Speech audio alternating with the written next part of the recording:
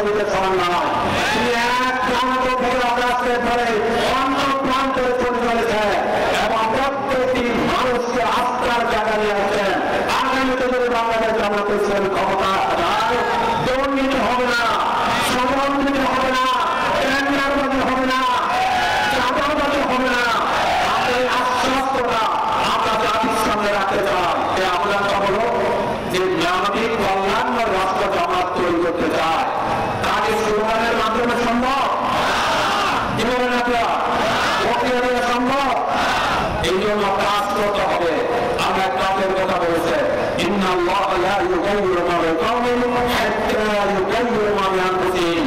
কোন জাতির অবস্থা আল্লাহ ততক্ষণ পরিবর্তন করেন না যতক্ষণ না ওই জাতি তার নিজের অবস্থার জন্য পরিবর্তনের জন্য চেষ্টা না করবে। বাংলাদেশ জামাত ইসলামের কর্মী সভাপতি সদস্য যারা আছে, এই জনতা বাংলাদেশ ইসলামকে জামাত ইসলাম গ্রহণ করার জন্য প্রস্তুত। এই জনতা বাংলাদেশ জামাত ইসলামের আগামীতে নির্বাচনে ভোট দেওয়ার জন্য প্রস্তুত। এই দেশের মানুষ আগামীতে জামাত ইসলামকে রাষ্ট্রীয় ক্ষমতা দেখতে চায়।